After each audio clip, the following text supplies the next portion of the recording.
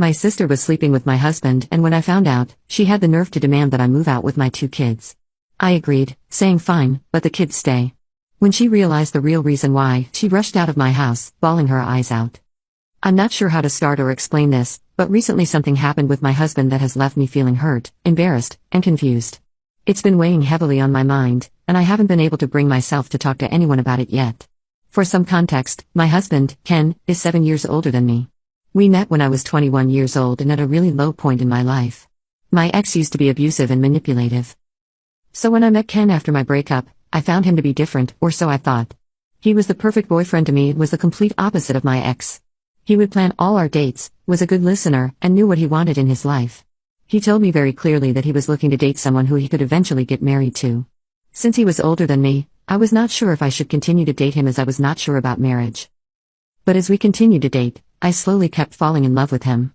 Now Ken doesn't have any parents as he lost them in a car accident very early on in his life. I think this was a big reason as to why he always craved having a family of his own. When we started getting serious, I introduced him to my family and my parents absolutely loved him. Ken was charming and confident, and I could see that my dad immediately liked that. Even my older sister, Jamie, had no negative comments about him. I remember very distinctly that Jamie had commented to me that Ken was a great catch. During this time, my sister was single, so I would often invite her to join us whenever we went out. It was great. The 3 of us always had a blast together, and I loved seeing them get along so well. There was never a hint of anything more than friendship between them. Eventually, my sister started dating her boyfriend, Fred, and we all continued to hang out as couples. While our boyfriends weren't exactly best buddies, they got along fine and we enjoyed spending time together as a group. However, I would notice sometimes that Ken would get really riled up while talking to Fred. Fred was basically a carefree and easygoing guy who believed in crystals and astrology. Now there's nothing wrong with that since he and my sister bonded over it, but Ken was very opposed to it. He would tell me things like how my sister deserves much better than a lunatic or how Fred was a weirdo. I would try to let it slide. However, once the 4 of us had gone out for dinner, nowhere fancy, and usually we would each take turns to pay. It was Fred's turn and he didn't have the money, so he asked my sister to pay for it, telling her that he would pay her back. Hearing this, Ken openly mocked him, saying how a real man never lets his lady pay and how he could take care of Jamie much better than him. We all froze in shock and I stared at him with disbelief. Ken tried to backtrack, saying he meant that she was a sister to him since he was my boyfriend, and could take care of her like a family. I shook my head but kept my mouth shut at that time since I didn't want to make things more awkward for us publicly. Later, when I confronted him, he insisted how he had grown close to my family and cared about them like his own. He told me that Fred needed to do better and I asked him to butt out of their business. I told him that he had no right to speak that way to my sister's boyfriend, and I wasn't going to let it slide the second time. Since then, Ken has kept his mouth shut around Fred. Ken continued to have a good connection with my parents throughout our dating phase. So it was no surprise that when he proposed to me, I said yes. I did have butterflies and felt anxious about my decision, but I did believe that Ken was the one. We had a grand wedding and I have to say that Ken left no stone unturned in giving me the wedding of my dreams. My parents did contribute partially to our wedding, but Ken showed up the major parts.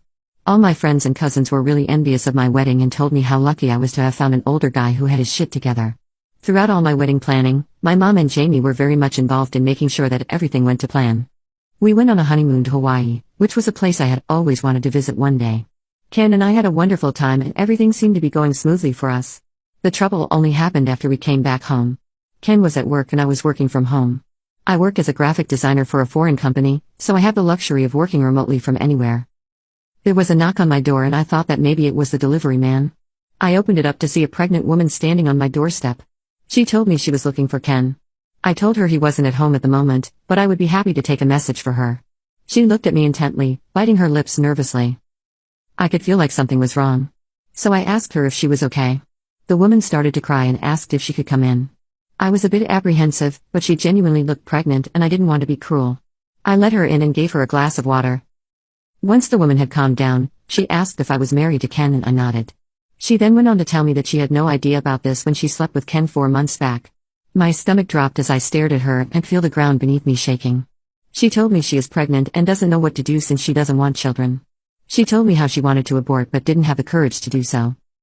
Hence, she had tracked down my husband from his LinkedIn page. She told me how she had followed him back from his office to our home yesterday evening, but couldn't let herself knock on our door. Since it was a Saturday today, she assumed that he would be home and had come to confront him.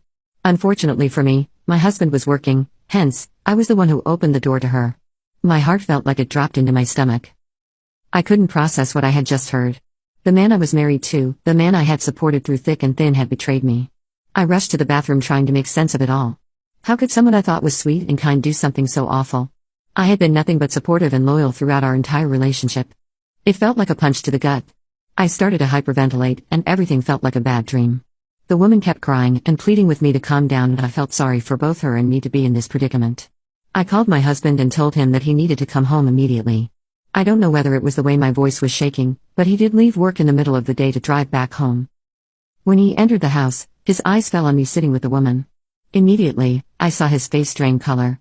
I knew then without him even admitting that the woman was right. My husband had indeed cheated on me. The love of my life had got another woman pregnant. Tears ran down my face as my husband came up to me and got down on his knees. He started to tell me how this was all a mistake and he never meant to hurt me. I kept asking why he would do this to me, and he told me that it was just a one-night stand and that it meant nothing. He then went on to explain how 4 months ago, he was too stressed out with our wedding planning and met her in a bar when he and his co-workers were out drinking. She approached him and he found her attractive. They hooked up in the bathroom and that was that. To her credit, the woman agreed with him and told him how she thought she would never see him again until she found out she was pregnant. I shook my head and informed Ken that his one mistake was now going to cost us because she is pregnant with his child. At that moment, I wished I was never married to him. My heart was in pieces. Ken shut his eyes when the lady informed him that she was pregnant with twins. He then asked her since she was just a stranger to him, so there was no guarantee that it was even his children. The lady agreed to do a paternity test. She told us how she didn't want the babies or any child support. She had been thinking about giving up the babies but decided to inform him before she did that since he had a right to know. She told us that we could decide and let her know whatever we wanted and then she left. The next few days, Ken continued to plead with me to not leave him. He kept telling me how that woman meant nothing to him and that he wasn't in the right mind. There were so many justifications that he came up with, which all boiled down to him saying that this would never happen again. I felt like I was walking through a fog during those days. I would stay curled up in my bed for days because I didn't know what to do. I did want to leave him, but at the same time, I felt like I would slip into depression. Everything felt different and broken. I could still remember how devastated Ken looked when the woman told us that she would be giving up the babies for adoption. Ken and the lady did end up getting a prenatal paternity test, which proved that it was indeed his kids. Up until that time, I had a bit of hope that maybe she was wrong, but the pain returned after I saw the results.